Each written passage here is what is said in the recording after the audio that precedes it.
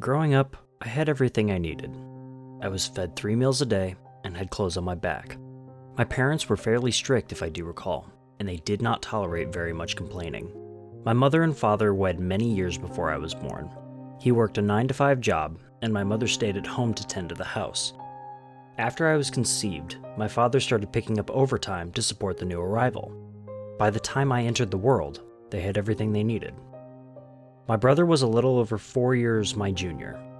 He would always try to come down to play with me, but my father and mother insisted that I was to be left alone more often than not. It wasn't until I was about 8 that when I tried to play with him, he ignored me altogether. Every day I would try to play with him. Cars, action figures, tag, you name it, and I tried. I would go out of my way to try to get him to at least speak to me. Sometimes I would follow him into the basement and watch him play with the train table in front of my door, though he would not acknowledge my existence at all. When I was 4, I always told myself that being an adult seemed too hard. When my mother asked me what I wanted to be, I told her I wanted to be a child forever. Her response was always the same: you can be whatever you wish, as long as you don't complain along the way. It wasn't until my parents moved the train table and let my brother into my room. All there was a chair and a small hole through the bottom of the door that only a plate could get through. It wasn't until they handcuffed him to the chair and slid 3 trays of food through the door throughout the day. It wasn't long until the small portions and countless beatings led him to see me. My parents buried my brother and I about a mile into the forest that lied behind our house. It has been 40 years that we've been able to play together. My mother died at the age of 47 in a mental institution 50 miles away from our house, and my father disappeared shortly after they buried my brother. My brother is 6, and I am 10. I have a feeling that we are going to be kids forever. I do wonder sometimes if being an adult would have been less scary than I imagined, but as my mother always said, you can be whatever you wish, as long as you don't complain along the way.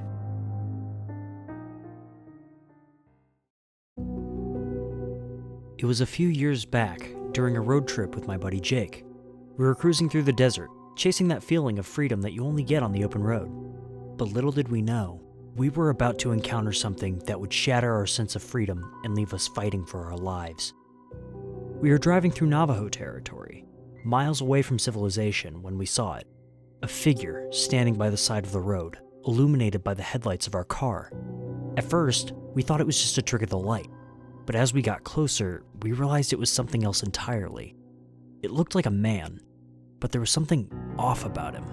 His eyes glowed in the darkness, and his limbs seemed too long, too twisted. And then, just as quickly as we saw him, he vanished into the desert night. We tried to shake it off, telling ourselves it was just our imaginations running wild. But as we continued down the road, things took a turn for the worse. We started hearing strange noises outside of the car, scratching at the windows, whispers on the wind. Jake laughed it off, but I could tell he was nervous. I was too.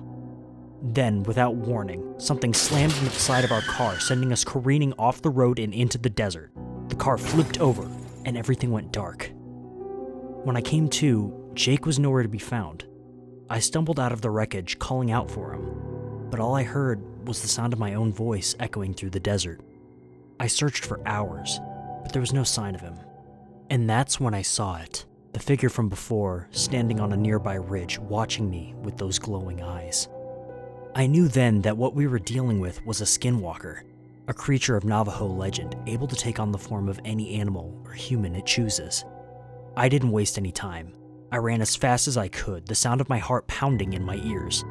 But no matter how far I ran, I couldn't shake the feeling that it was still out there, hunting me, waiting for the right moment to strike. It took me days to make it back to civilization, days filled with fear and paranoia. And when I finally reached help, I told them everything. About the Skinwalker, about Jake, about the nightmare that had become my reality. But no one believed me. They said it was just a trick of the desert, a figment of my imagination. But I know the truth. I know what I saw that night, and I'll never forget it. The desert may be vast and empty, but it's also home to things that lurk in the shadows, things that are better left undisturbed. And if you find yourself driving through the desert at night, remember one thing.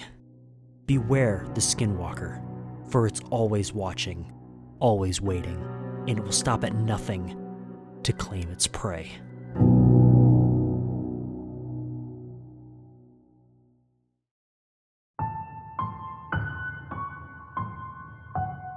I was driving alone on a dark and stormy night, looking for a place to stay. I saw a sign that said motel vacancy, and decided to check it out. It was a rundown building, with a flickering neon sign and a rusty car parked outside. I had a bad feeling about it, but I was too tired to keep driving. I entered the lobby and rang the bell.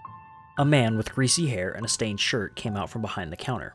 He looked at me with a crooked smile and said, "Welcome to the motel. We have a room for you. Just sign here and pay in advance."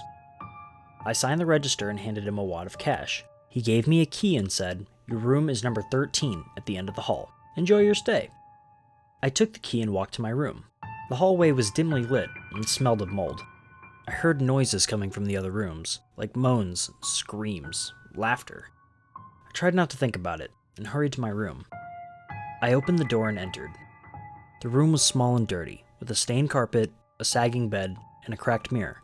There was a TV on a dresser, but it was showing only static. I felt a chill run down my spine, but I shrugged it off and locked the door. I put my suitcase on the bed and opened it. I took out a change of clothes and a toothbrush. I went to my bathroom and turned on the faucet. The water was brown and smelled of rust. I spat it out and turned it off. I decided to skip brushing my teeth and just take a shower. I pulled back the curtain and screamed. There was a corpse in the bathtub, covered in blood. It was a woman, with long blonde hair and a slashed throat. She was wearing a blue dress and a pearl necklace. Her eyes were wide open and staring at me. I ran out of the bathroom and grabbed my suitcase. I tried to open the door, but it was locked. I banged on it and shouted, "Help, help, there's a dead body in my room." I heard footsteps outside. I thought it was the manager, coming to help me.